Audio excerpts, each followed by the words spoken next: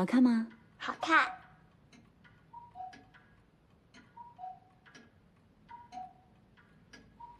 啊，乖。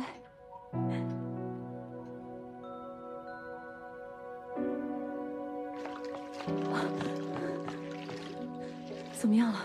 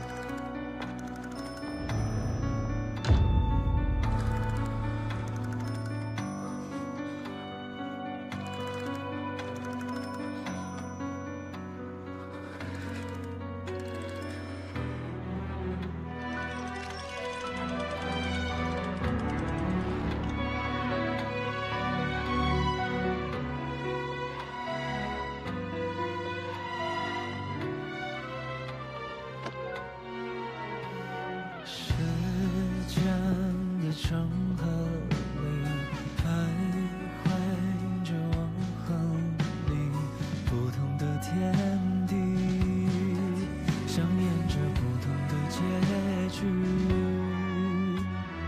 交错的时光里，我突然看见你所有的生命。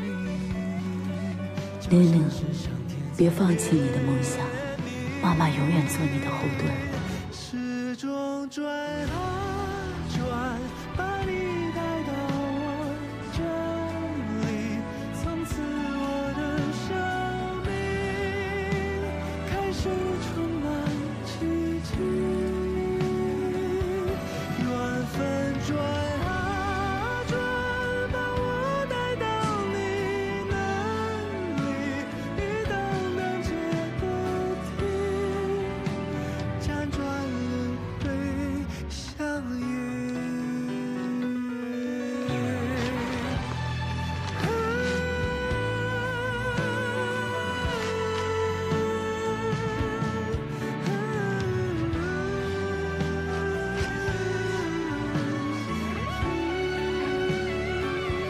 缘分转啊转，把我带到你那里，一等等结的题，辗转轮回相遇。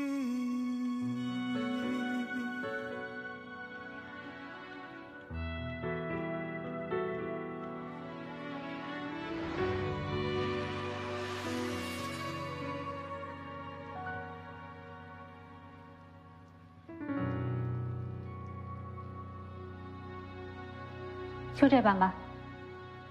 您要不要再看一下我那版？我做了一些。夏英，张总，那就这么定了。好，就这样。我送你。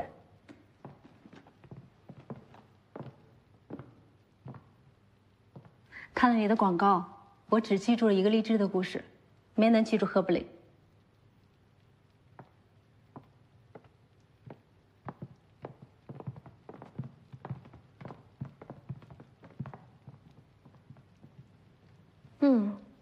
拍摄的角度其实还算可圈可点，但陪伴你人生中每一个重要的时刻，概念不算新颖。既然一只表可以陪你，那一栋房子、一辆车、一只猫，甚至一双好穿的鞋，都可以陪你一辈子啊！赫布林品牌的特殊价值在哪儿呢？你的创意有什么不同呢？不一样是打感情牌。从前为了家庭必须要牺牲事业跟梦想的女性，现在通过自己的努力，重新获得了光辉璀璨的人生。不管要克服多少困难，都不要忘记最初的梦想，这才是流逝的时光赋予新时代女性的精神，也是 Herbline 设计这款腕表的初衷。好啦，下回再战哦。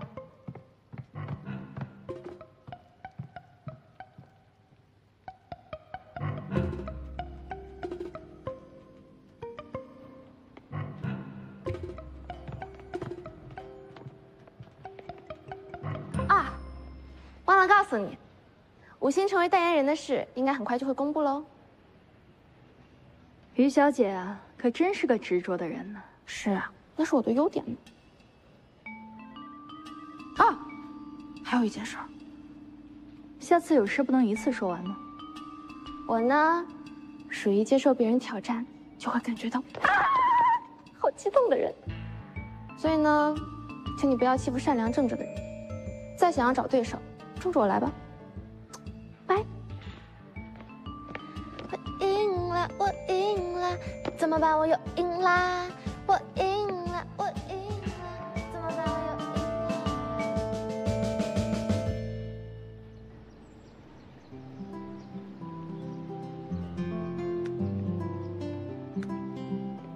林领导来了，怎么样了？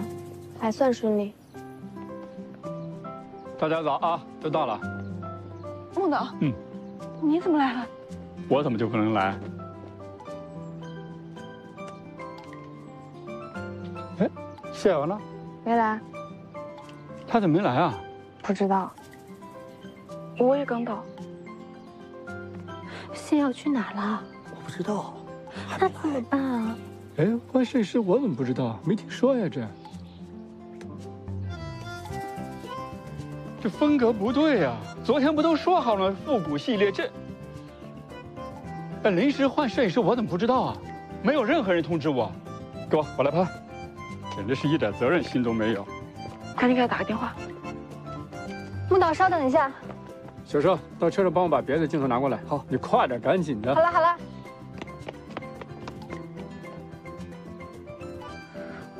稍微来一点点微笑啊。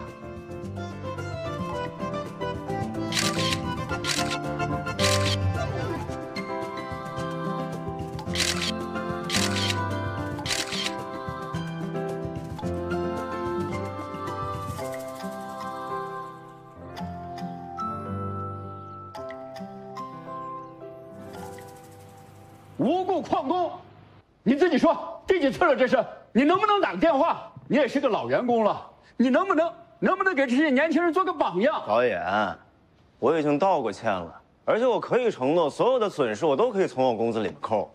从你工资里扣？就你那个工资，这一次够吗？就你这个态度，如果我是顾世优，我早就把你给开了。上班呢，干活去。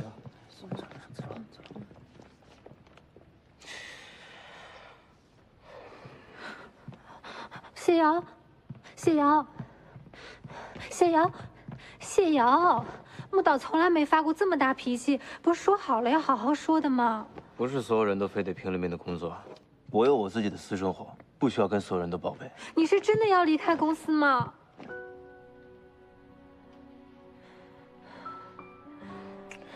无所谓。哎，谢瑶，你冷静一点好不好？谢瑶。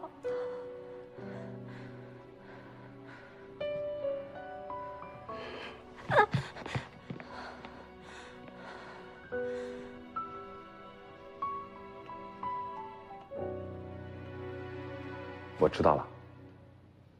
就这样。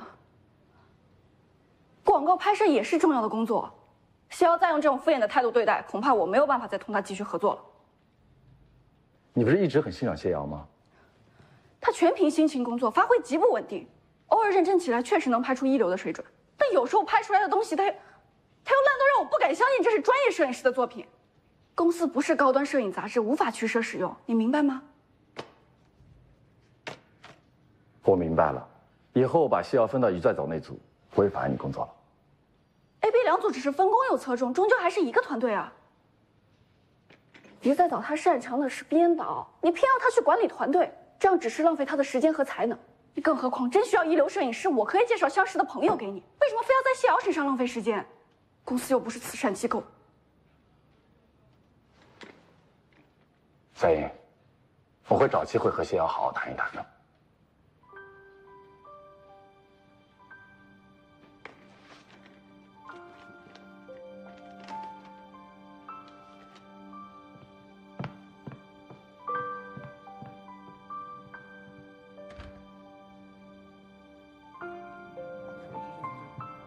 吃的吧？那个财务那边跟我说没报表，然后你好，又点点什么？我在周三之前。佳能美式，佳能美式，好的。这里再给我一份甜品。好了，您这边扫码。如果顾总要把谢瑶调去你那组，一定要拒绝。我不要他。难得我们能达成一致啊！请你们不要这样。编导，能不能请你原谅谢瑶？谢瑶其实助养了2个孩子，那天是一个突发意外，有一个孩子被送去紧急就医了，所以谢瑶才没有到。没有广告商投广告，怎么给他开高薪？他拿什么去助养？团队那么多人，谁没有家庭琐事，谁没有难言之隐？但是受人之托，忠人之事，最基本的职业道德他得有吧？再说他是第1回，我对他还不够宽容。再这样下去，谁也帮不了他的殊荣。请你听我把话说完好不好？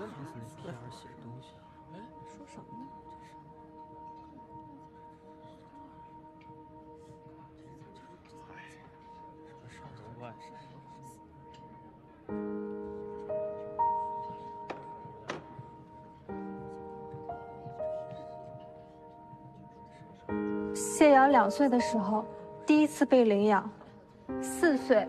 他的养父母因为有了亲生儿子而遭到弃养，他这一路都很努力、很辛苦的长大念书。他6年前就已经拿到那个国外很有影响力的摄影大奖了，是前途无量的新锐摄影师。5年前他回国还捐赠了奖金，一头就扎进了社会新闻摄影了。4年前他因为报道一宗女性拐卖案而名声大噪，却还是被人质疑他新闻造假。还有他拼命救出来的那个女孩，因为没有办法走出过去的阴霾，最终结束了自己的生命。他就是那个事件的记者。他一直觉得自己从小运气就很差，所以他很努力地改变自己，改变别人的命运。可事实证明，他谁也改变不了。可真是个倒霉蛋啊！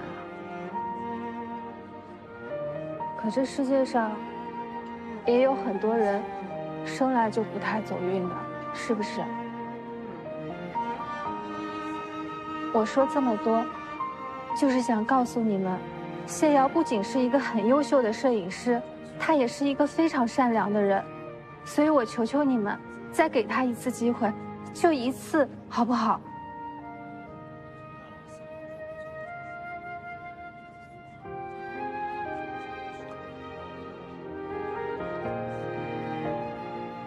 你看，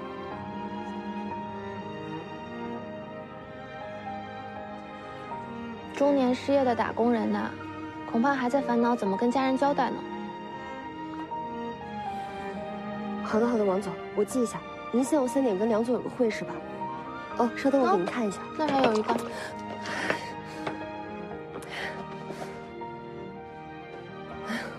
就像海里的泡泡，眨眼间就没了。同他们相比，谢瑶又特殊在哪儿呢？小鱼，你难道就没有过遇到挫折很难过，或是偶尔想要放弃的时候吗？没有哦。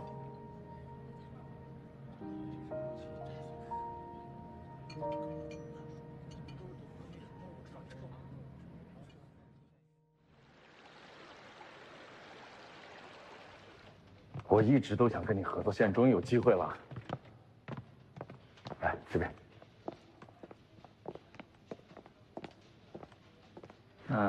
您先忙，咱们以后有机会再见。合作愉快，合作愉快。那位是我们之前邀请的著名摄影师，看到了吗？不能懈怠的理由。你再走，跟我上来一趟。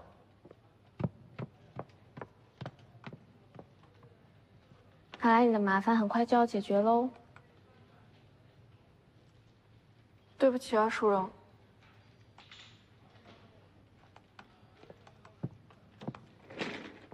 小鱼，小鱼，我求求你，你帮帮谢瑶，她真的很需要你的帮助。我向你保证，她会重新振作起来的。我会用我所有的方法让她重新振作起来的。我求求你了，小鱼，小鱼。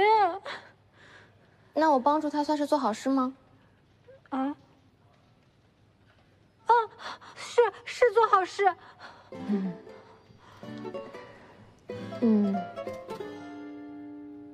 你看，显而易见，女观众更喜欢陶唐，我们需要她回来。那就留下谢瑶。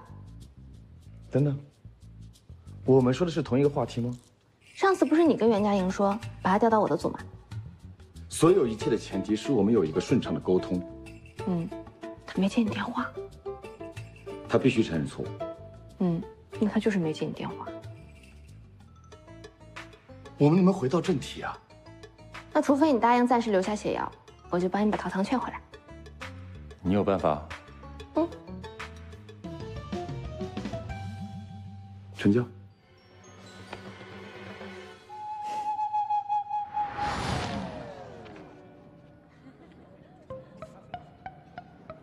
我都已经劝了你1个多小时了，真的没商量吗？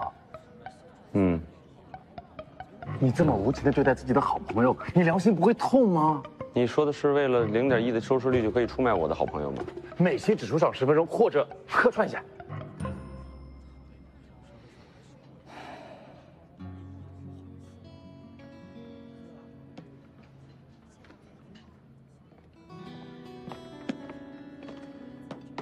去巴黎怎么样？或者北海道？可我还是觉得稻城、呼伦贝尔、长白山更美。世界上哪有比中国更美的地方呢？要么还是去九寨沟吧。你看，你知道了。塞车，哎，我也好想去旅游哦。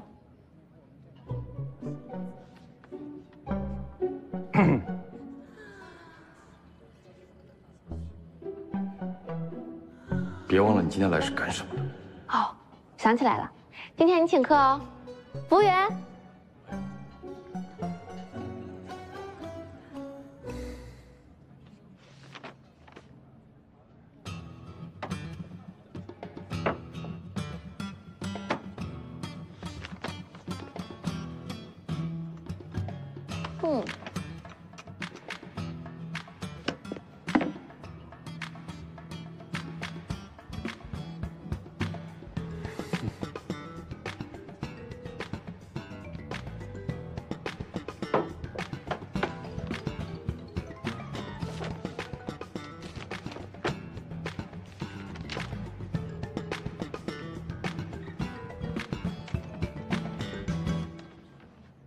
不参加拍摄没关系，可以给我点意见吧？你这画的又是什么呀？我们总是拍采访、拍工作室、拍戏中戏，真的好无聊哦。这次做七七艺术，我要来一个突破时空的 cosplay 大戏。我已经查过了，在新石器时代我们就已经有了七七，舜禹、曾侯乙、庄子、宋徽宗、乾隆帝、永乐帝都跟七七艺术有关。我可以让他们都出现，来一次七气名人大乱炖，一定很好看的啦。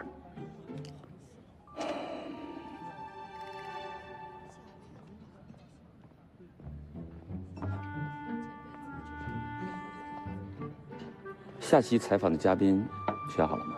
著名的雕漆大师曲福老先生。我们也不需要请演员，北京、平遥、福州、扬州、成都的漆器不是各有特色吗？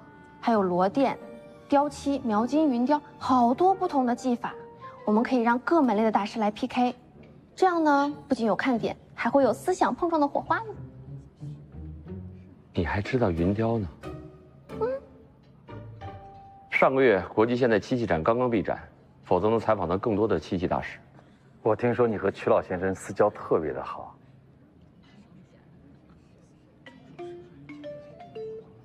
不要 cosplay， 可以。哎，不要人为制造冲突。当然。我才是总编导。是的，吃饭吧。好的。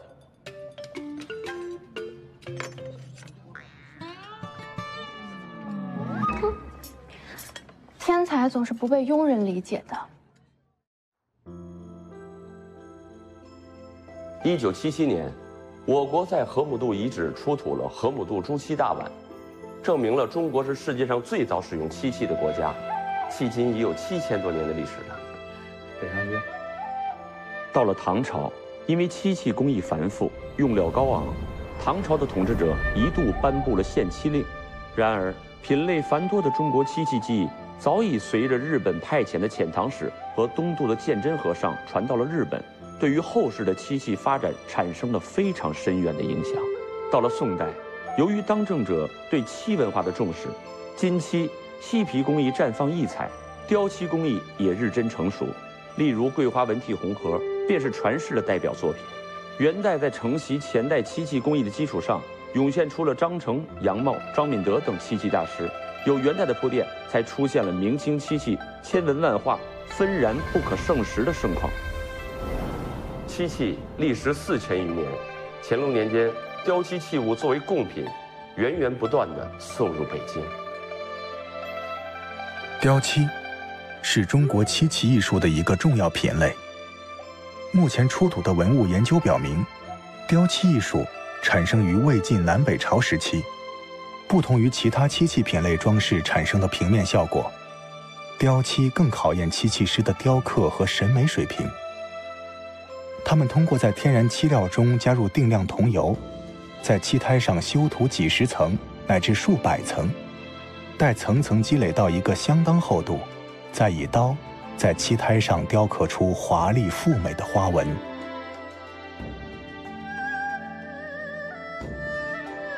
设计对整体造型和图案纹样进行设计，兼顾雕漆作品的实用与文化功能。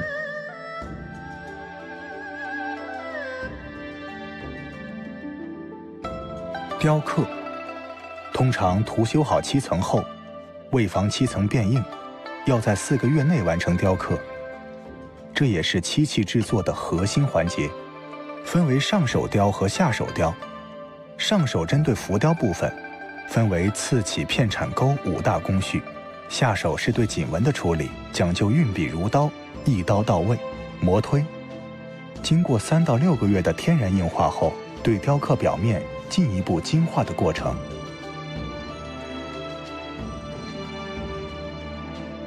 成熟的技师每日修漆1到2层，过百修方可成胎，68刀刺成一个小小的松球。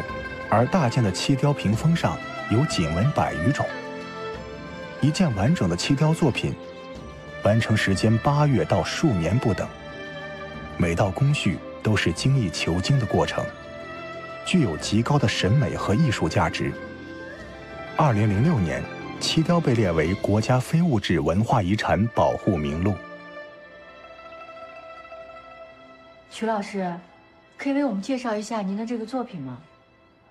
这是我原创作品，红雕漆七砂砚。这么大一个七砂砚，需要雕多久才可以完工呢？哎，光上漆就上了2年，再加上设计、雕刻，干到现在为止4年了。4年了，然后才完工了一半，一半都不到。哎呀，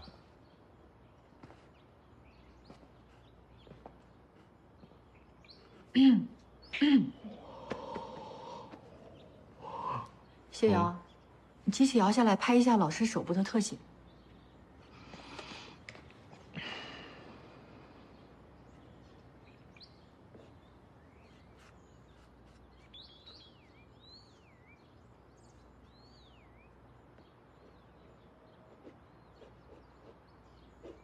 那这幅作品是您一个人独自完成的，还是需要徒弟跟您一起呢？学生主要是在这儿打坐。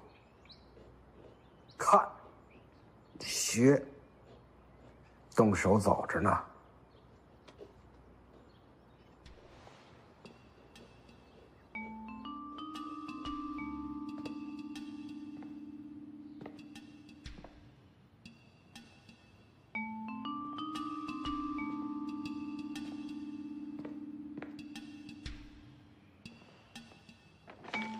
等等，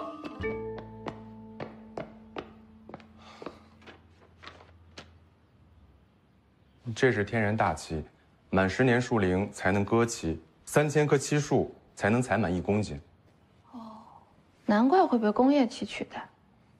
可是你看啊，现在出土的汉代漆器历经1000年光亮完好，化学漆又怎么能比得上呢？那我又活不了上千年啊！哎，不可以。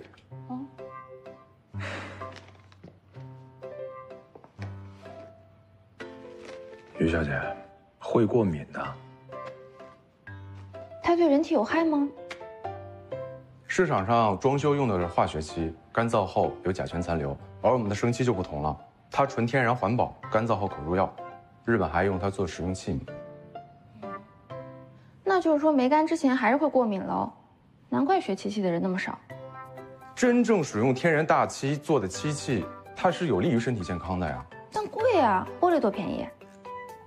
艺术怎么能用金钱来衡量呢？那艺术家不用吃饭的。高师兄，那个日本人又来了。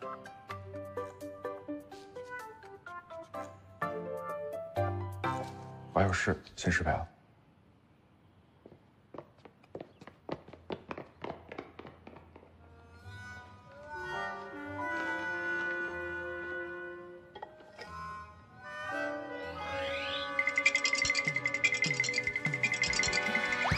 我不觉得刚拍那段有什么问题啊。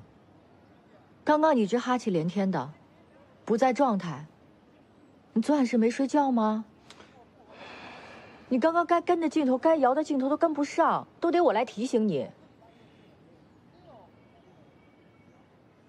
等一下进去把那段重新拍一下。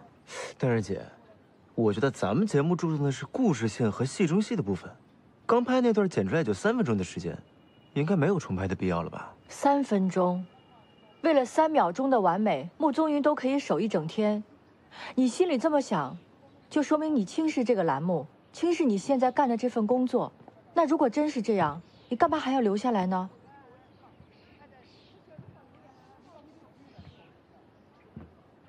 你去准备一下吧。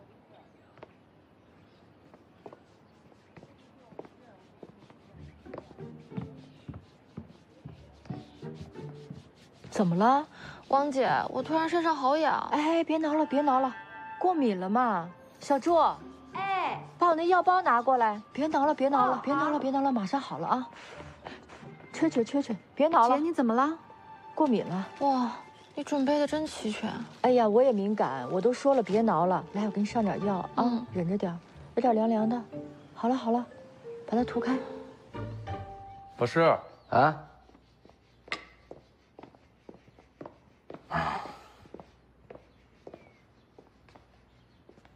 有光正一来，怎么又来了？现在怎么办？抓破了就不好了。说我不在，可别是不敢走啊。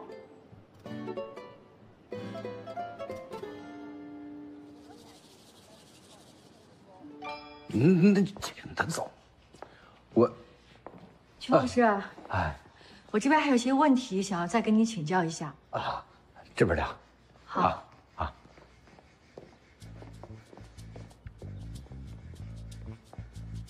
谢瑶，来，跟我过来。整个这幅作品的初衷啊，马上就来。怎么了，王姐？啊，再拍一些素材。哎，你看，您接着说。主要还是以城市园林为题材。等过一段。城市的水系呀，这个园林呐，包括一些。这个是亭台楼阁吧？哎，对。这儿还没有完成的这部分啊，你看啊，这个水系是从这儿走的，这儿有人物，谢瑶，树林，这个缝隙你看，这还有水流，哎，请等一等。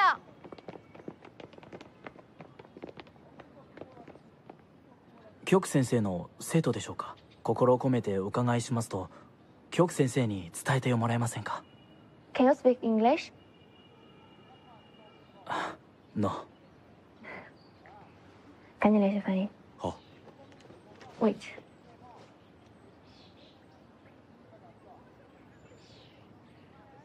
Could you say it again? 请等一等。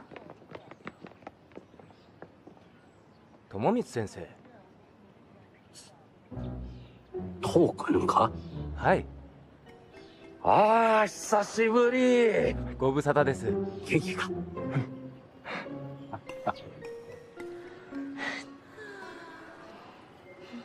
先生は先月、漆器国際学術シンポジウムが終わった後に、もう帰国したと思っていました。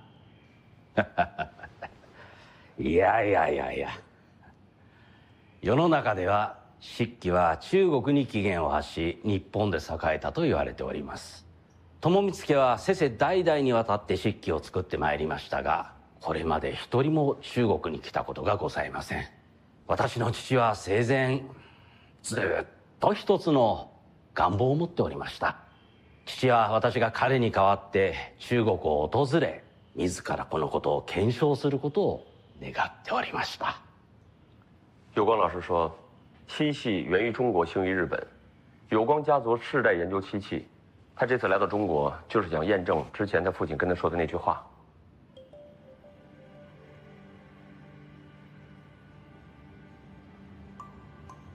什么验证啊？那是公然下战书啊！没错，是向咱们老师挑战。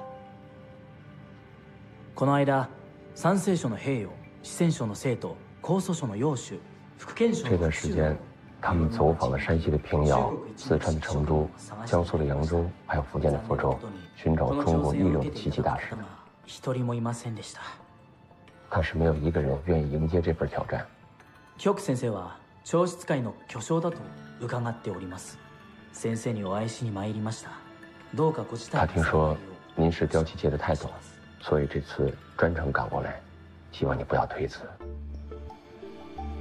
先生の方からご教示をいただければと思いますが、よろしくお願いいたします。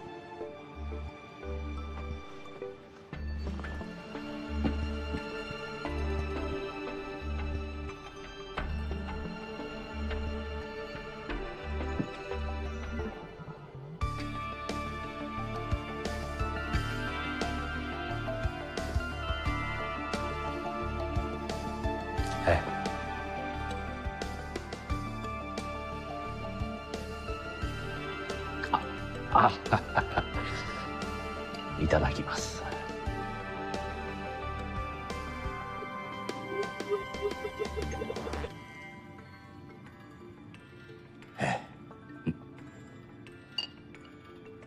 我是不会拿作品和你比试的。京子先生は作品で勝負しないと言っています。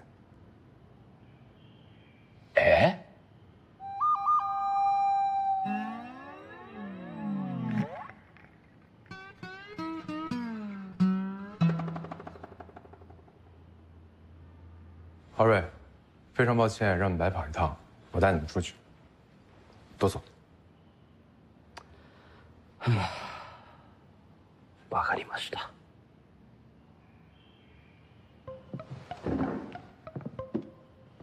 どうもお邪魔しました。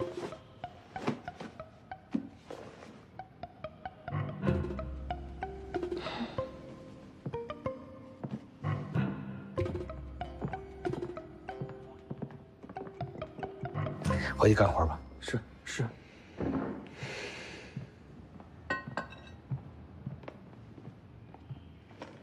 徐老师，您为什么不接受挑战啊？难道你也认为自己会失败吗？你就让他们这么离开，不就等于向世人承认中国漆器已经没落了吗？这不是您一个人的事，关系到中国所有漆器匠人的颜面啊！徐彩草，您看您那些徒弟，他们虽然嘴上不说，但谁心里不是这样想的呢？有光正一是日本极有名望的漆艺大师，而曲老师您研究了一辈子的漆器，就这样轻易的放弃了这个比试，会不会让别人轻视我们中国的漆器呢？可是毕竟漆器在我们中国有更悠久的历史和传承。对呀。曲老师拒绝，只是谦虚地认为他的雕漆技艺并不能代表整个中国漆器制作水平。同样，有光老师擅长的是试绘，也无法完全代表日本漆器界。这样单纯的比试又有什么意义呢？我认为两位都是国宝级的漆艺大师，只是单纯的民间技艺上的切磋和交流，又有什么不可呢？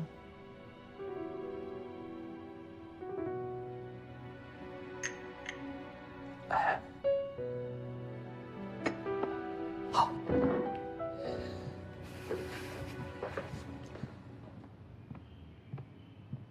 曲老师。于再造，不要去打扰曲老师。你那边拍摄弄完了吗？怎么这么多管闲事？孙导正在漆器修复室拍摄，我要是不来，还不知道你为了拍摄怎么折磨曲老师呢。陶唐，怎么了？啊？我们王姐，我带他去医院，这儿你帮着盯着点儿。快去快去！快走！不去！哎，去！不去，我没弄完呢。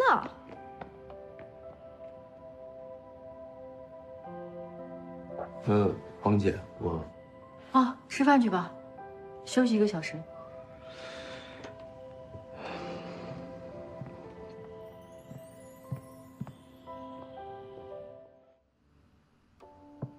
友光先生、漆器を見せていただけませんか？はい。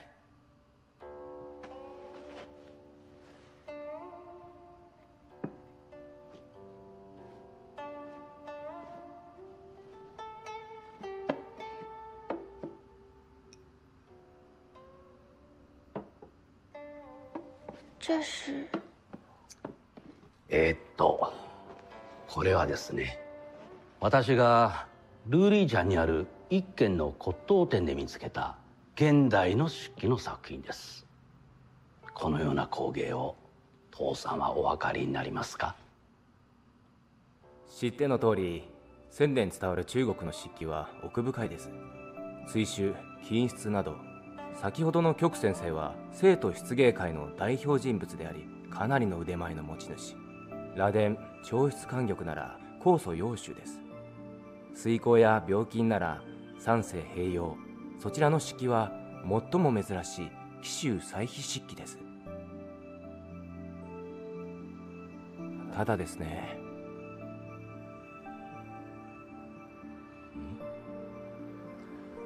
私はですね、このような漆器を作った芸術家に会いたいんですよ。他到底在说什么？わかりました。必ず見つけ出します。お任せください。本当ですか？そうですか。ありがとうございます。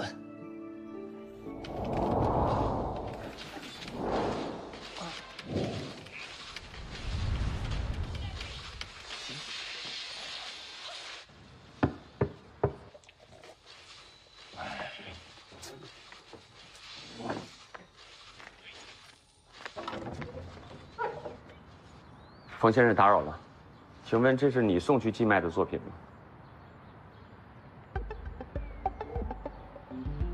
不是你们谁呀？哎，你们干嘛呀？这带我去哪儿啊？你们谁呀？不是，哎，你们谁呀？是我师傅曹云成的大作，他是真正的西皮漆制作专家，国家级飞机大师，跟我什么关系啊？真的，你别看着我这样。我是正儿八经办公室学过艺的。至于那件西皮漆作品，是我师傅临别时送我的礼物，我是有急用才寄卖的。你带我去哪儿啊？开车。不是，跟我真没关系。你们干嘛呀？带我去哪儿啊？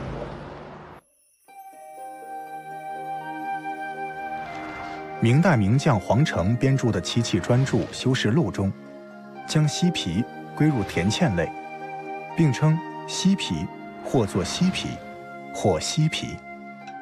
文有片云：“原花松林清者斑，近有刚面者，以光滑为美。”现代更多人称之为虎皮漆或菠萝漆，嬉皮漆的表面花纹形态取决于打捻的方法。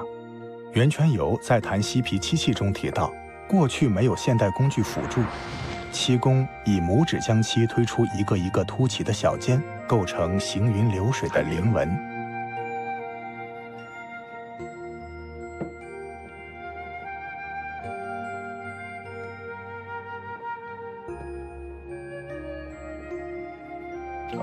你看啊，这部分太稀了。哦。好，同学们，休息，下堂课继续。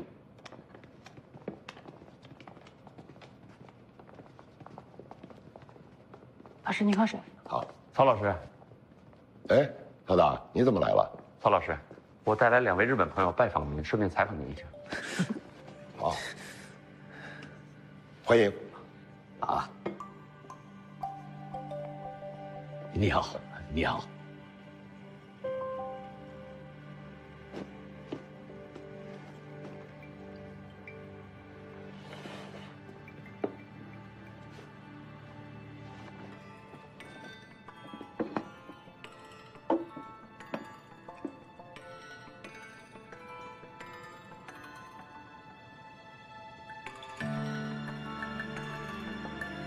ちょっとお伺いしますが、こちらはあなたの作品ですか？他问：“这是您的作品吗？”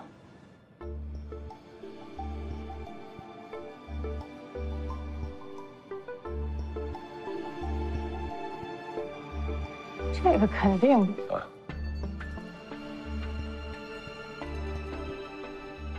这是我的作品。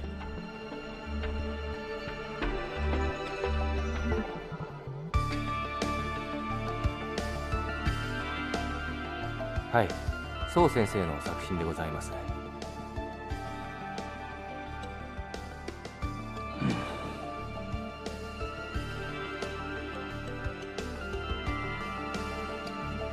そうですか。お邪魔しました。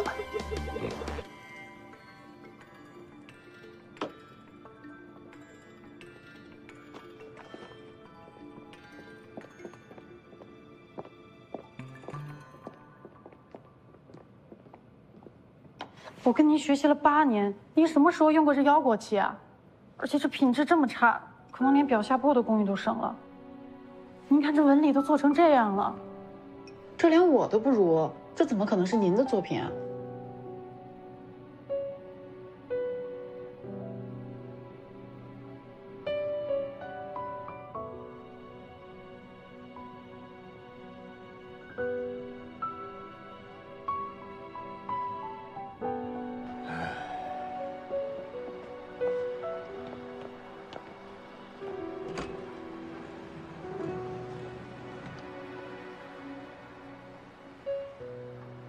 先生、私は前に言いました。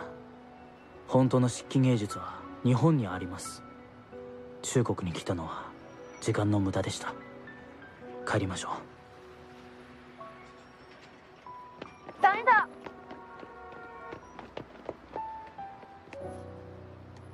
真実を知りたくないの？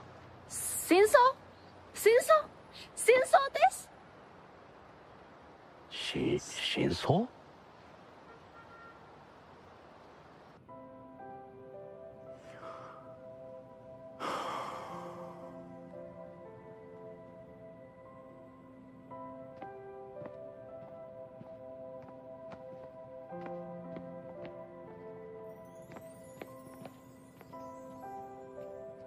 曹老师，您认识他吗？是你在外面败坏老师的名声呀！不要再说了。可是老师，他用自己的作品滥竽充数，不仅是坏了您的名誉，还是坏了行规。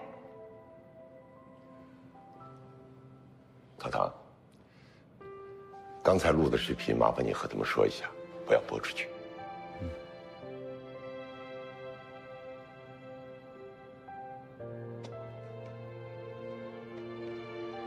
对不起，老师，我是冯燕，老师3年才选一个学生，按理说你的资质是根本不可能入选的，好不好？当初是你天天来求，日日来请，老师也是看好你的诚意，才破格入选你的，好不好？可是你入门之后，一会儿嫌过敏反应大，一会儿又嫌做亲戚辛苦，不到2年你就跑了，现在还给老师脸上抹黑，你怎么想的？你怎么能做出这种事情呢？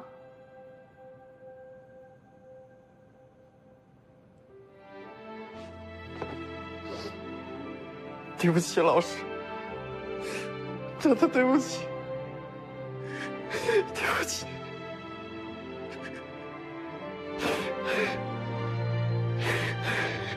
对不起，老师。有光先生，现在你都亲眼看到了吧？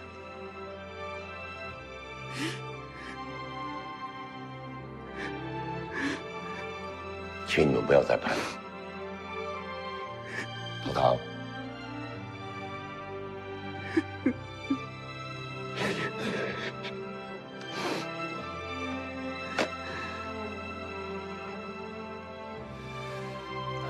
我刚才说了，不怪你。起来吧。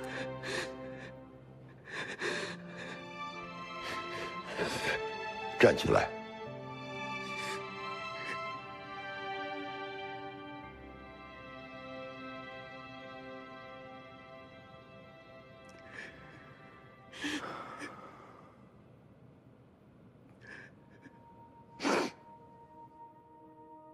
来。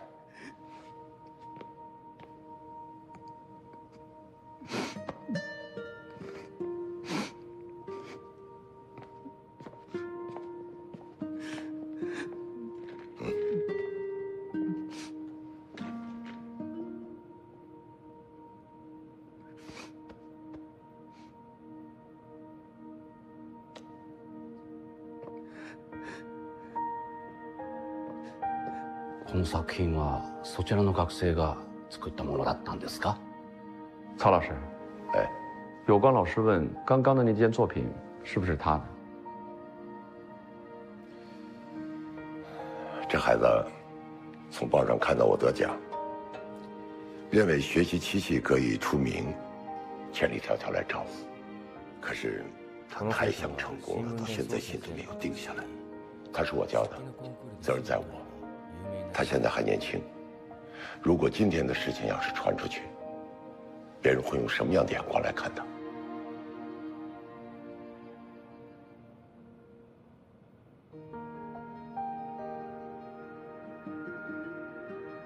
那您为什么要承认是自己做的呢？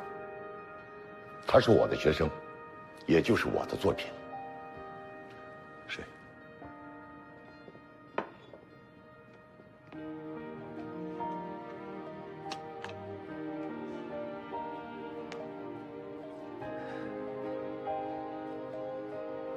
关掉，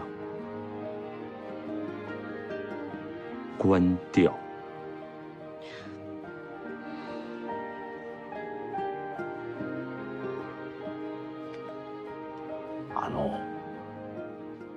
それではこの後先生の方から漆器についてご教示いただくことはできますかね？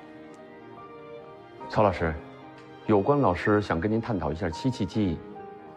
好啊，来，请。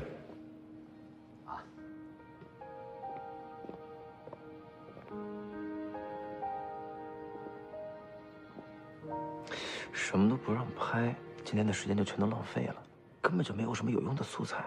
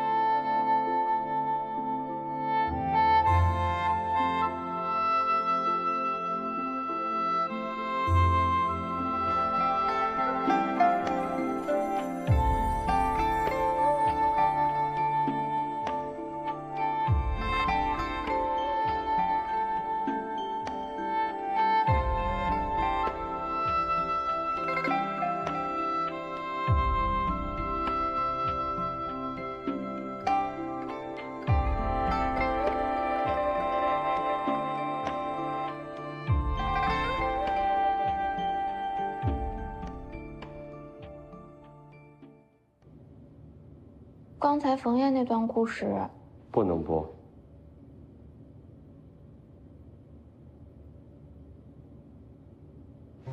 你看，都挠破皮了。我这么努力都是为了节目，你这也不让拍，那也不让拍的。我今天晚上要交素材啊。淘淘，已经决定的事不要再瞎琢磨了。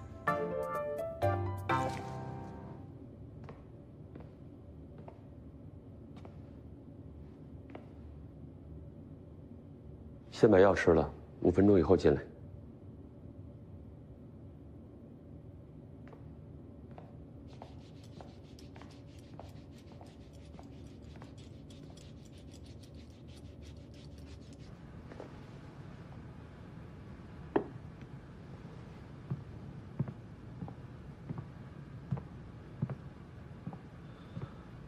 郝教授说服了有光先生，咱们可以拍他的作品了。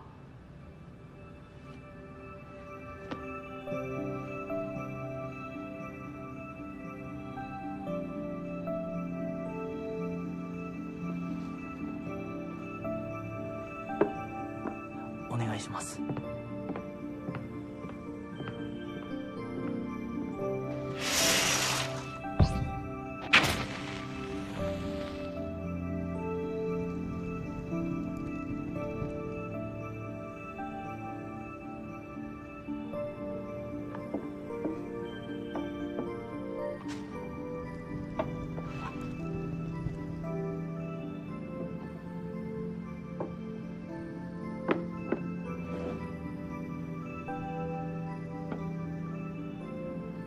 手前の手による愚策ではございますが、一つご覧ください。这是老师的作品，献丑了。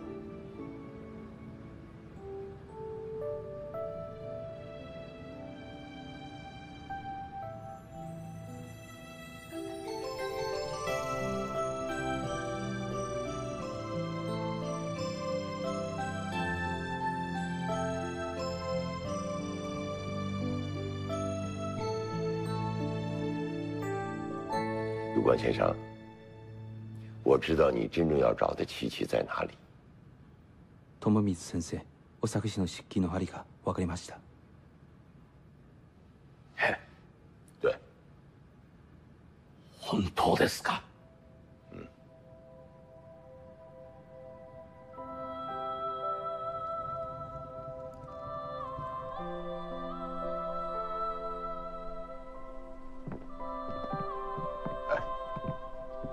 老曲，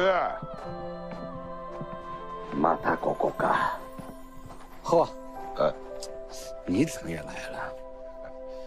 有光先生从日本来中国，就是想一睹中国最好的漆器作品。不是你手上明明有了，你可不能让有光先生失望而归吧？艺术不分高低，这是咱俩都达成共识了。你要是想分出个高低来，你就拿你的作品跟他碰一碰。哎，你看这样好不好？哎呀，我也想目睹一下你口中所说的天下第一的中国漆器。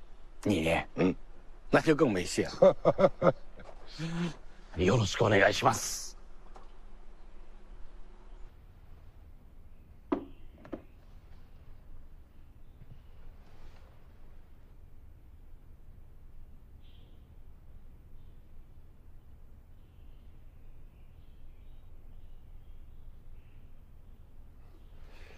古朴大方，雕工一流，必是佳品。但要说是天下第一，是不是还有点距离啊？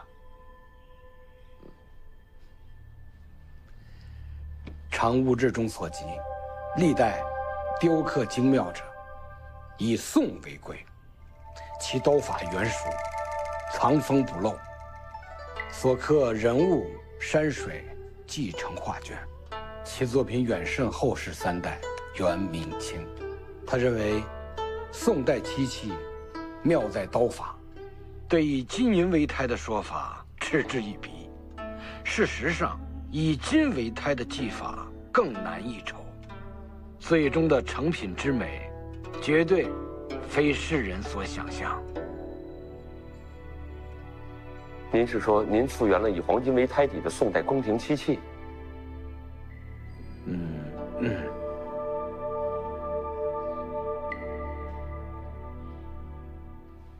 宋先生は黄金を大抵とした宋の宮廷漆器を復元しました。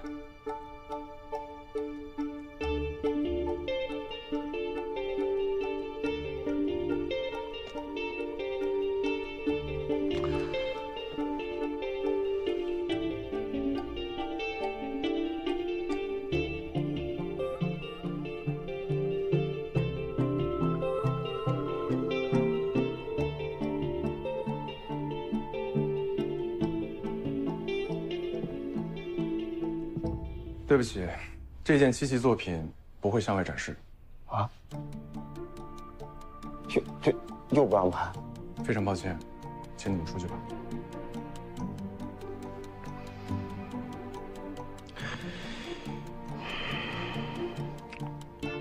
撤了。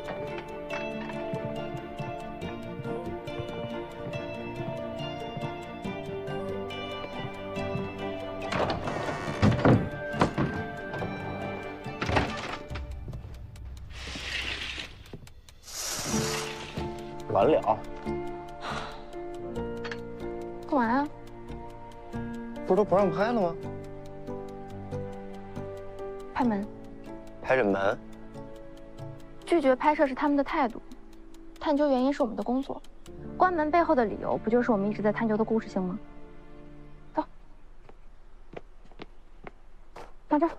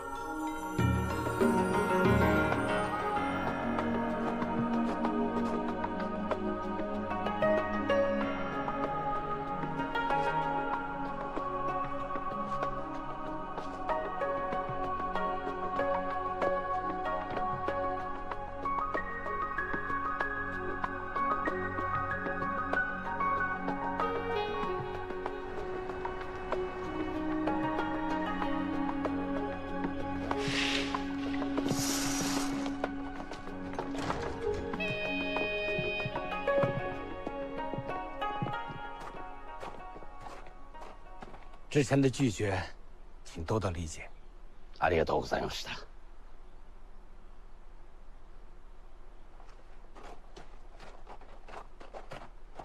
谁赢了？蓝莓大师究竟谁赢了？有功老师说什么了？他是认输了吗？请您告诉我，让我们关上大门的理由。这件作品是我父亲的遗作，他完美的复原了宋代的漆器，但是让我发誓，永远不对外示众。为什么？祖训。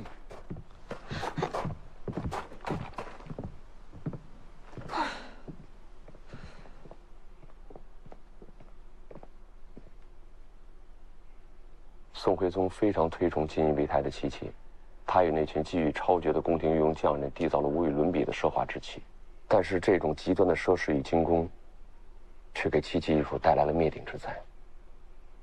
无数人攀比效仿，更有很多人不断的摧毁漆器，只为了得到他用金银制作的胎底。已故的曲老师是真正的漆器大师，他一生都追求一件完美无缺的漆器。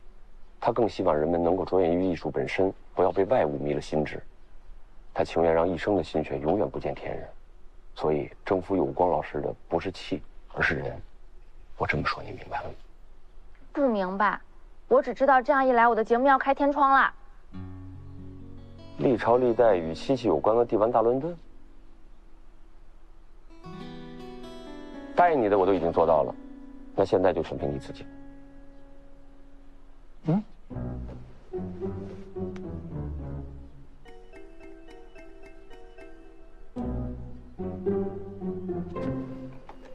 我一定会赢的。哼。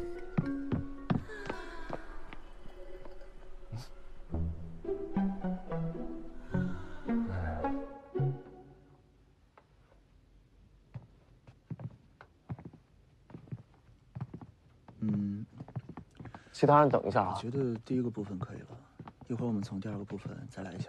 好，这一条你先留一下。咱们到这儿来到底要拍什么呀？嘘。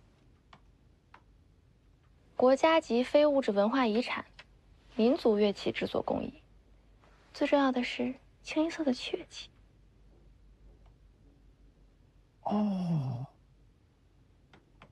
行啊。走。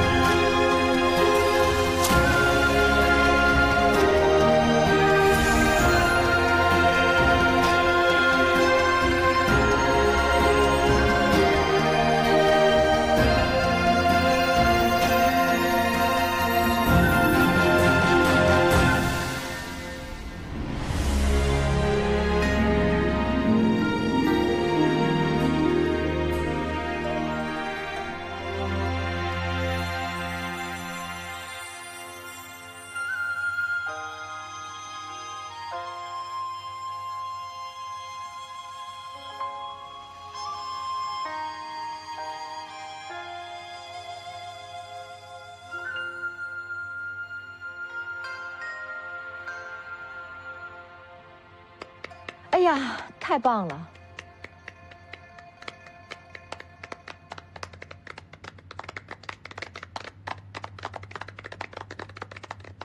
这个舞蹈太好看了，简直就是完美。佳颖，不用往下说了，我懂了。我的意思就是说，拍的东西啊，尽量的控制在15分钟之内。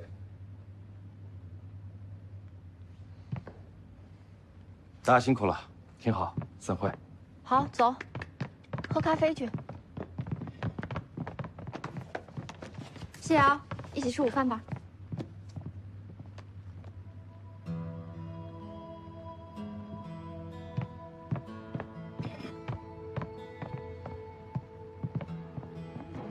对不起，给你们拍摄带来了麻烦。当初我学习漆器，一做就是15个小时，我特别的不以为然。现在我才知道，拿出一件作品，才是匠人的尊严。我的懈怠和逃避，最后还让老师为我承担责任。今后我会重新学习漆器，做出一件真正属于我自己的作品，再去见老师。谢谢你们，谢谢。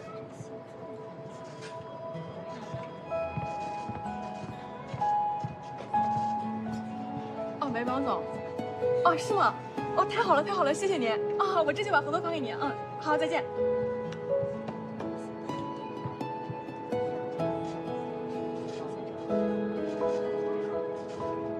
啊，我不合适吗？但是我的工作经验。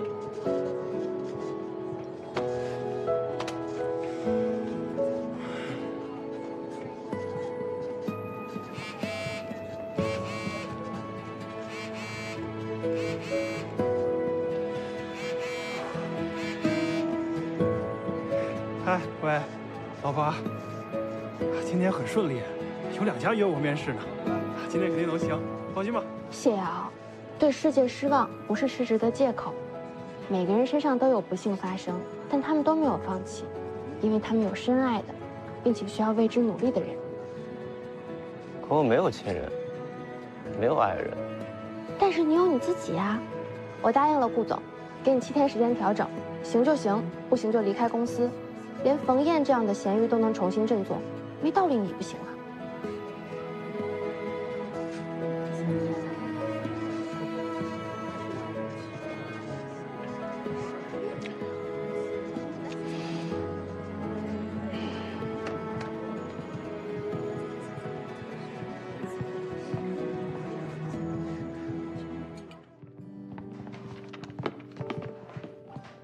小鱼，你看，刚才苏绣师送给我的，哇，你看好美啊，这绣工，你看这绣的多精致啊！哇，怎么啦？没精打采的，好无聊啊！无聊？这不无聊啊！我出去一趟啊？你去哪儿啊？啊？你们等会儿，你看，看摄影作品。事儿，拜。小鱼，哎，蓉，你先看看，你看这摄影作品，你看这画面。小鱼今天情绪好像不太对啊。一般人呢，也都会有灰心丧气的时候，但至于鱼在早嘛，小鱼怎么了？他的心是钢铁炼成的，什么都不会怕。你看，先看这个，啊，是钢铁也会融化的嘛？这世界上哪有人心是无坚不摧的呢？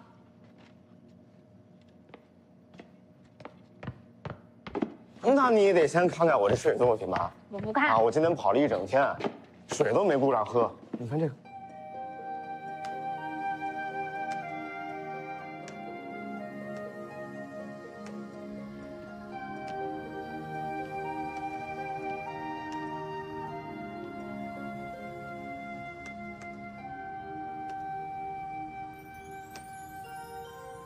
昆曲。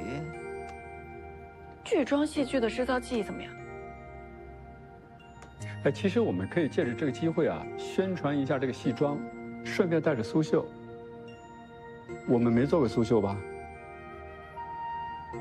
我倒是认识一位非常有名的苏绣师，要不然开完会如果有时间，我去拜访他一下，看他愿不愿意接受采访。不介意我一起去吧？阿旭，鱼再早怎么还没有来？他请假。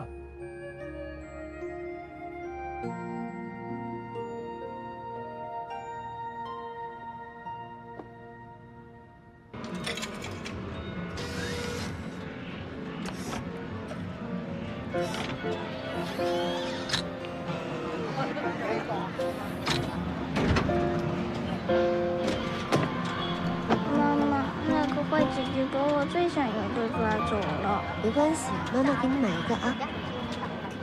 你好，乖啊。你好，请问有什么需要帮助吗？把这些都分给他们吧。啊？哎，小姐，你又不要了？是亲亲屁股抓出来的，谁说不要就不要了？谢谢姐姐，谢谢姐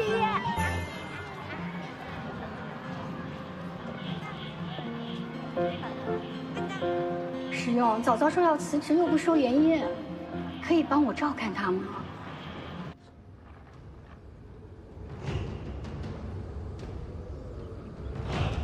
你过来呀！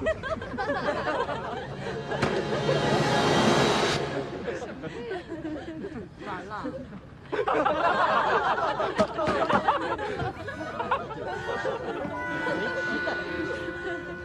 就走了。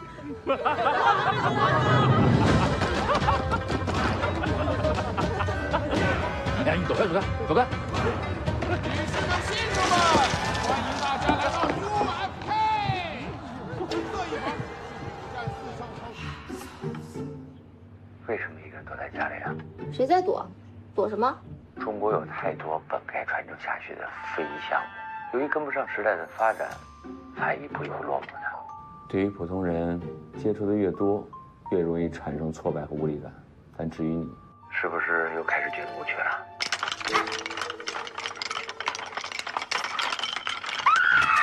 早早，谁呀？哎，你好，请问是于小姐吗？是啊，怎么了？有您的快递，请签收。这么大？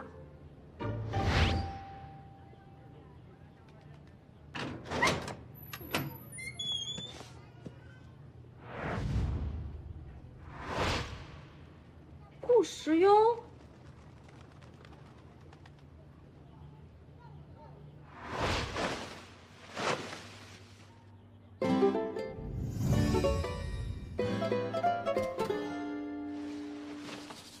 说，你怎么在这儿呢？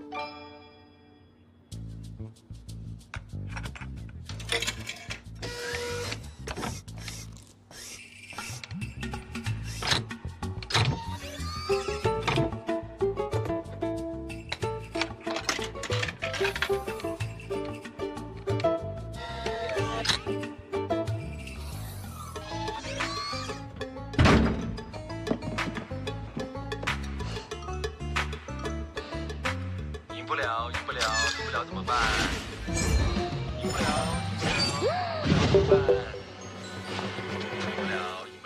怎么办？礼物喜欢吗？我在楼下等你哦。赢不了。时优。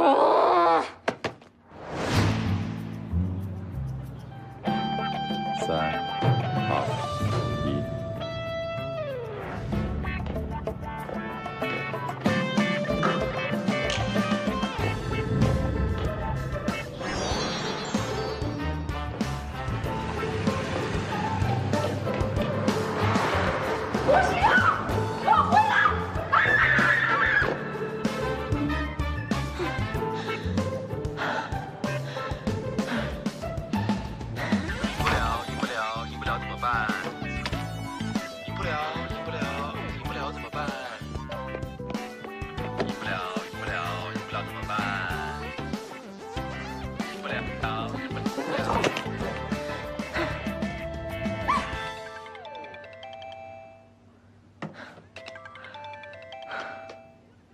说完亲了。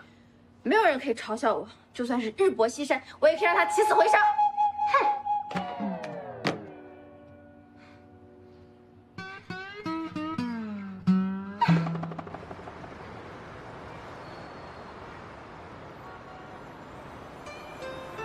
戏装又称为行头，是中国传统戏曲的舞台表演服装。自宋元以来，逐渐形成一定程式，不同身份、地位、性格的人物会在衣饰上加以严格的区分，故而梨园行内又有宁可穿破，不可穿错的讲究。随着明朝时期中国传统戏剧的蓬勃发展，盔头、戏衣、学楔的质地更为精良，设计更趋于华贵典雅。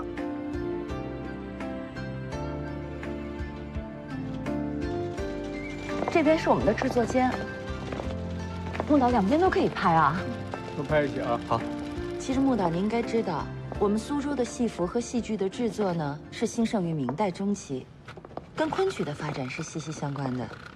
这边基本上是在做设计。设计也称画样，针对不同角色特点，绘制不同的戏曲服装花样。龙凤、花卉、如意纹、云水纹等等，都是常见的花样。扎样，根据设计好的图案线条，在纸样上扎出与原稿相同的孔眼，便于刷粉。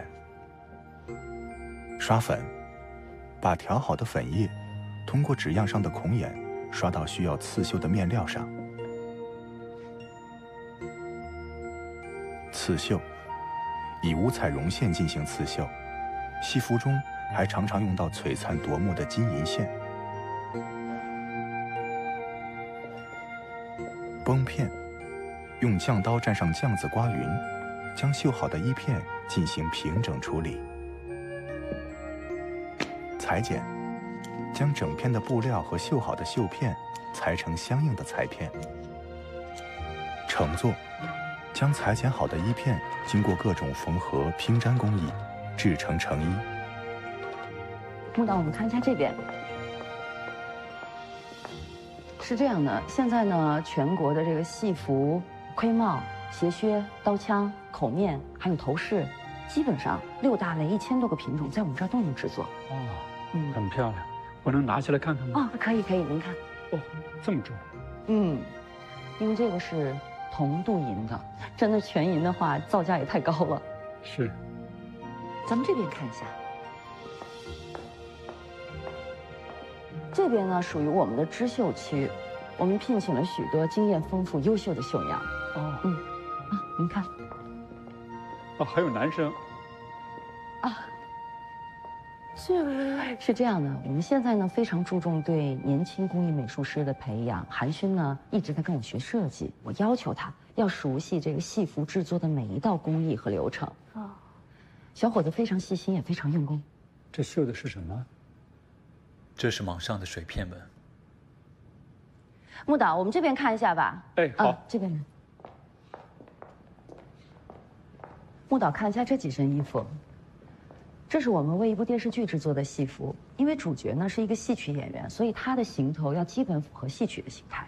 那他这个手感和质感呢，木导您可以亲手感受一下。这全是手工绣的吗？绝大部分都是的。您看这个用料、配色上面的刺绣刻丝，我们力求还原当时戏服的样子。反正演员穿上这样的戏服，一出场，你的性格、你的身份，不用说，观众一目了然。不像现在有些电视剧，不分朝代、不分人物，乱穿衣，反正我们是看不懂的。姚老师，不好意思，庄依依小姐到了。好，我知道了。木导，这样您随便看看，也可以看看这些原画图，找找灵感。我先失陪一下。好，你忙。我走了啊。庄依依来干嘛？这有什么奇怪的呀？现在这些剧专厂接受影视剧组的一些定制，很正常啊。影视剧组的订单需要大明星庄依依亲自来拜访？那只能说明人家姚志秋老师知名度高，很多人是慕名而来。像这个庄依依大明星，对这个高级定制有自己单独的诉求，这个很正常。你没有在剧组待过，很多东西你不懂。这边来看，多拍一下细节啊。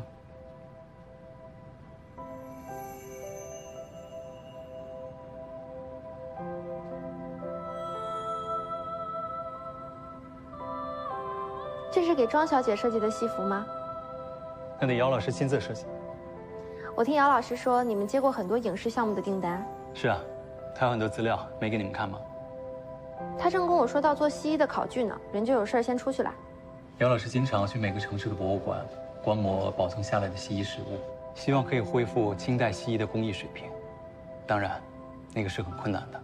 当时的西医是由皇家制造，精美绝伦，华贵异常。可惜啊，很多工艺都已经失传了。正因为别人做不到，所以庄小姐才特意来找姚老师。这个是庄小姐的戏曲首秀，自然不能马虎了。她唱的是京剧还是昆曲啊？唱的什么人物？复原的哪一出？小鱼，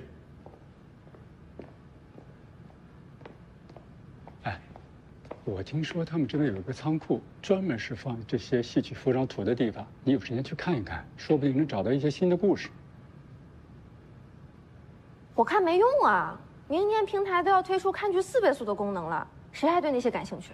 那是因为你没有在戏园子里待过。我跟你讲，现在很多新编的这些历史故事很有意思的。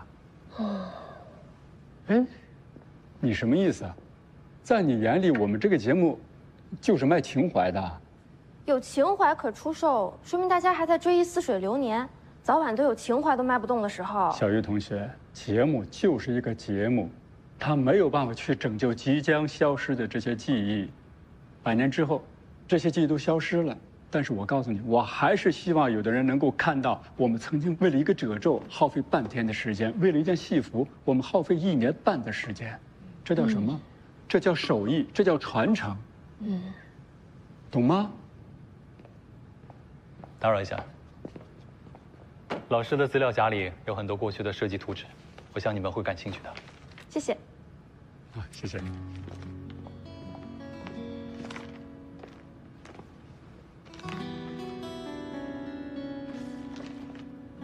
我今晚要约他吃饭，木导要一起吗？你看他这么严谨，我觉得他不会去。不然我刚才那番话是说给谁听的？多谢木导的配合啦。我可没答应啊。哦。我去工作，好好工作。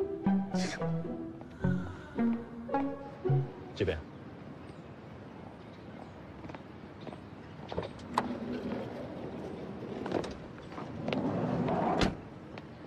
韩先生你好，我也是传承节目组的编导。你好。是这样，我听姚老师说他收集的很多资料都在您这边，我也想看看，您不介意吧？没关系，姚老师给我打过电话了，我们走吧。你们怎么来了？木导说庄依依那边又出新招了，姚老师嘴巴太紧套不出来，可以从寒暄下手。我的意思是你来干嘛？怎么，我不能来啊？怎么了？没事。好搭档，我们是。再给我上来吧。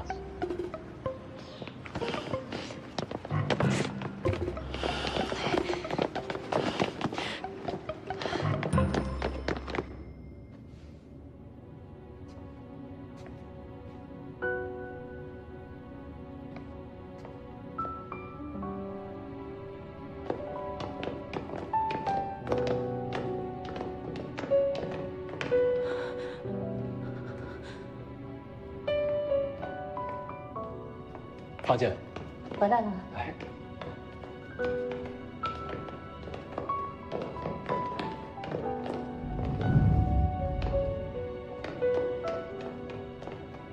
谢瑶。哎，这是清代光绪年间玫瑰紫色缎平金绣凤细牡丹网纹女考。你看这些绣花，还有做工，这些啊。都是老师带领团队为各大剧团还有影视公司设计的服装，每一处细节都记录得非常清楚，留给后代做一个参考。现在的戏剧正在发展，有很多新编历史剧，我们在设计服装的时候也考虑到了更多年轻观众的审美，还有各种各样舞台的需求。你看这个，还有这个。这些剧装戏剧全靠手工，它效率低下，市场又狭小。您觉得以后还会有多少人愿意来学戏呢？你们都爱这么问。但这么好的工艺失传了该怎么办？人们总是会说，你们生产的这么慢，如何适应机械化的时代？还有人会问我，放着好好的设计师不去做，跑来做行头，现在还有多少人喜欢听戏呀？但是我想，中国有这么多人。只要一个人喜欢传统的东西，肯认真去学，那么这个传承就不会断。老师还说，一件戏衣有数十道的工序，每一个细节都要慢慢的去做，急不得。所以我一直都不理解，为什么人们都那么急呢？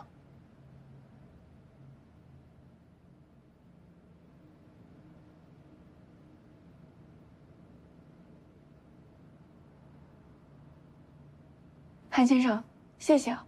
今天我们的拍摄差不多了，我们就先告辞了。哦，我还有其他资料，我拿给你看一下。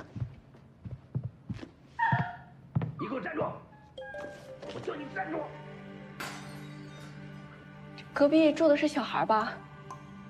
隔壁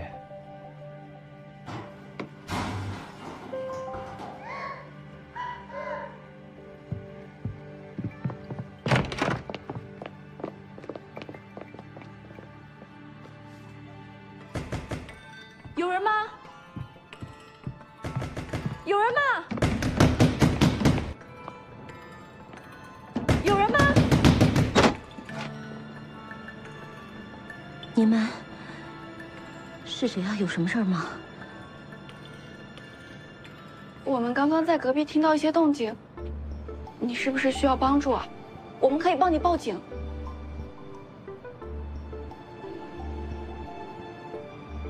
谁呀？夫妻吵架不是很常见吗？别多管闲事了，快走吧。我们真的可以帮你的，你开门好不好？佳莹，人家已经说了，别管了。他可能真的需要帮助啊。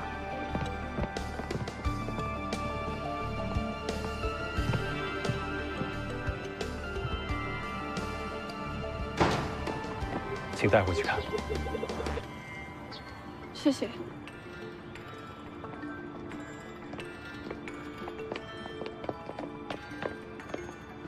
这样的事每天都会发生吗？其实很早以前我就知道，有的事根本不是咱们能插得了手的。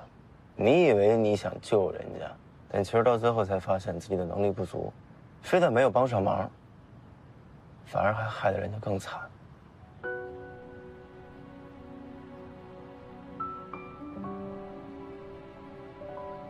人家就表面态度了，只需要让咱们视而不见，照做吧。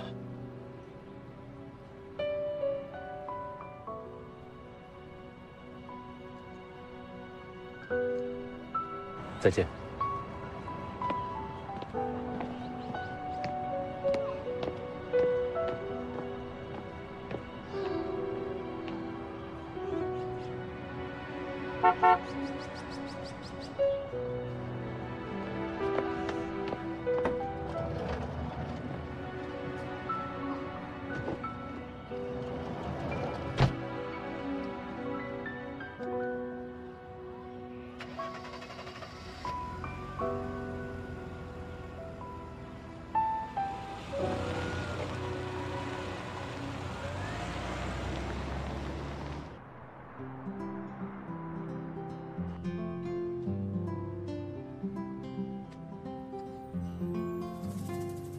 你是说韩勋故意把你们引过去的？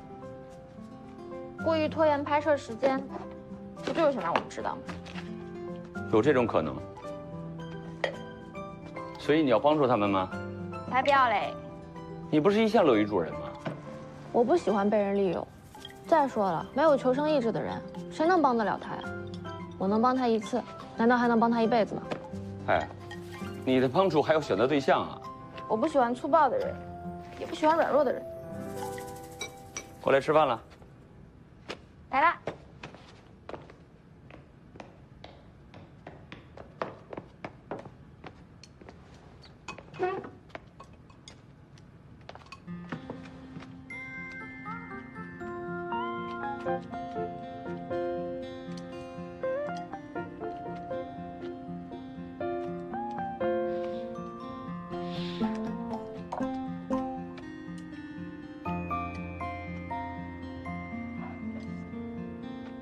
好辣！很辣吗？好辣！好辣！好辣！好辣！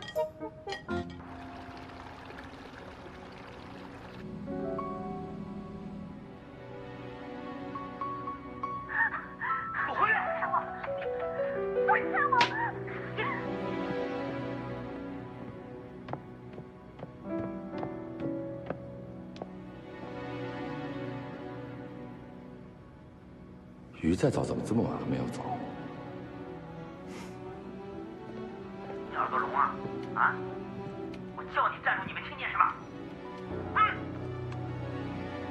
放他们出去！放他们出去！现在打死你们！佳莹，雄哥，那么晚为什么不回家？我刚好来看看今天拍的素材，准备要走呢。你紧张什么？没有啊。你方便送我一下吗？当然方便了。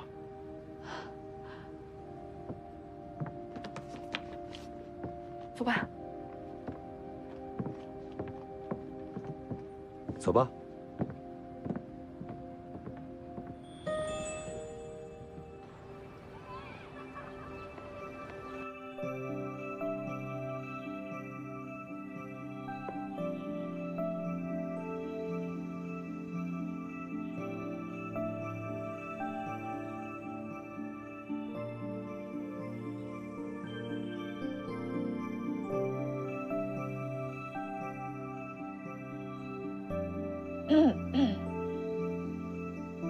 顾总，恕我直言啊，就这些镜头吧，在以往的纪录片和综艺里，全都能看到。我觉得我们没有拍出亮点啊。是这样，庄依依呢最近刚接了部电影，正是她流量最高的时候。她的剧妆首秀，我相信一定会引起大家的注意，话题度有，热度有。网综我们也不能轻视。但就是这么一期的节目，热度比较高而已，应该不会影响大局吧？对不起，打扰各位。于再早，你给我出来，我要跟你谈谈。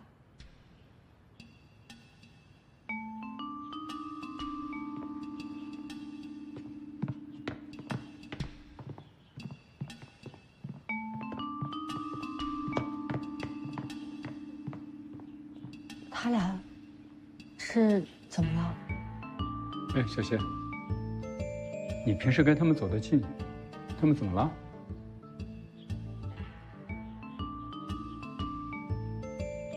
你一定是知道有什么，所以你不说。没事儿，没大事儿。你为什么删我素材？你是说那段声音，还是你从韩勋行车记录仪里拿到的视频？你看到了？那你预备怎么做呢？放到节目花絮里，引导观众去发现？我只是想帮一个无助的女人。那你说韩勋为什么要借助媒体的力量呢？过去的3年里，韩勋报警了6次，可是每一次苏华都选择隐瞒真相，袒护自己的丈夫。这样的人，我们为什么要帮他？那栏目也是需要有爆点的社会话题啊。从前没有改良酱子的时候，没变的酱子致癌率很高，所以很多装裱师傅都得了癌症。赵师傅在镜头背后也一直在服用抗癌的药物，职业隐患确实是一个可以引发社会共鸣的话题。你说我为什么不拍？我们的主题是宣传非遗和文化，整体的基调应该是快乐而又轻松的。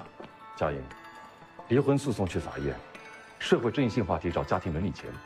我认为你是专业的，在这一点应该有共识啊。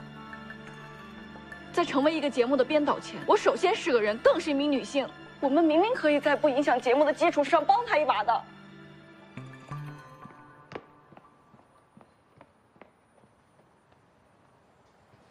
给我。什么？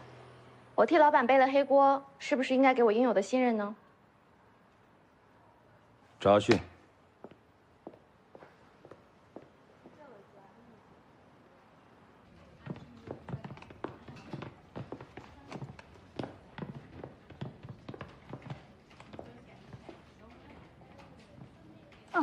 顾总，小鱼今天都在剪辑室里。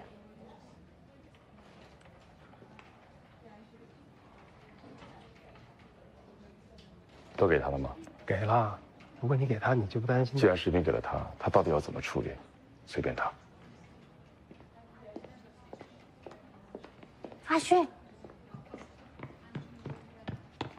到底出什么事了？今天原编导的脸色也好难看。大事，别问啊。蓉蓉，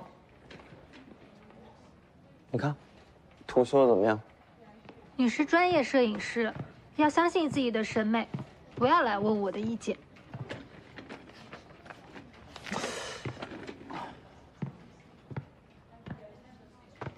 什么情况？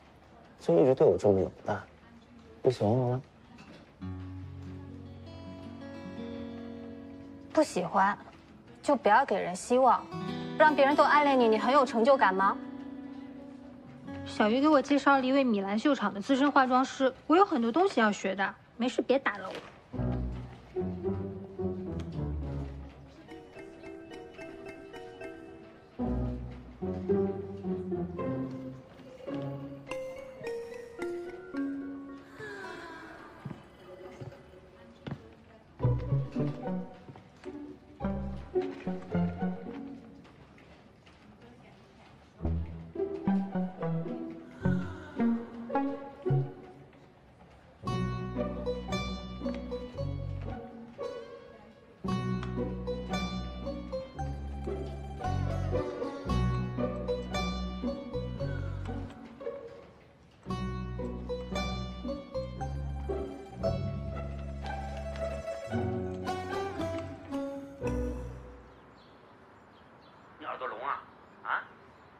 你站住，你没听见是吧？你给我回来！你给我，嘿，你抓着你了啊！你想干什么啊？我回去！开我！放开我！在成为一个节目的编导前，放开我！我首先是个人，更是一名女性。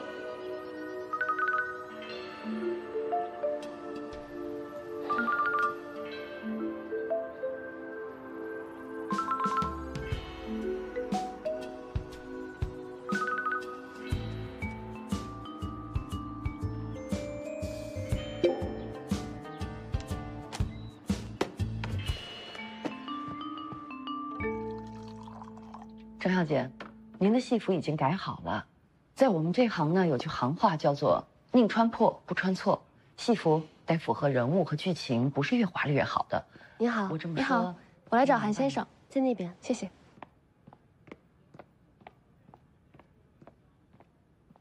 我来向你说声谢谢，也要向你说声对不起。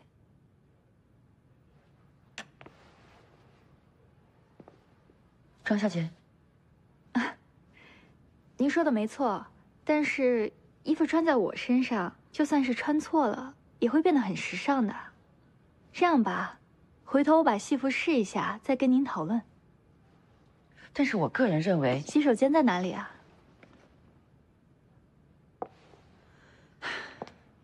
出门又远，这样，那我去安排一下，改好了通知您。谢谢。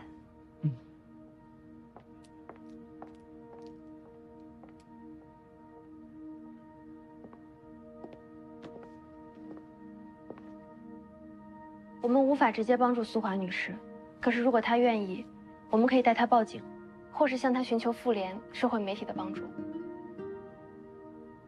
你根本不知道她丈夫是什么样的人，每次华姐想摆脱他，都会遭到报复。她不想连累自己的父母，才不敢向别人求助呢。对不起。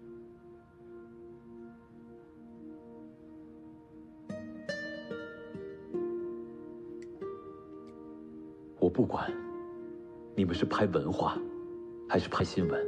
只要你们手里握着摄影机，掌握着话语权，你们就应该替看不见的人看见，替说不了话的人发声。如果连你们都视而不见，充耳不闻，还有谁能帮助他呢？真的很抱歉。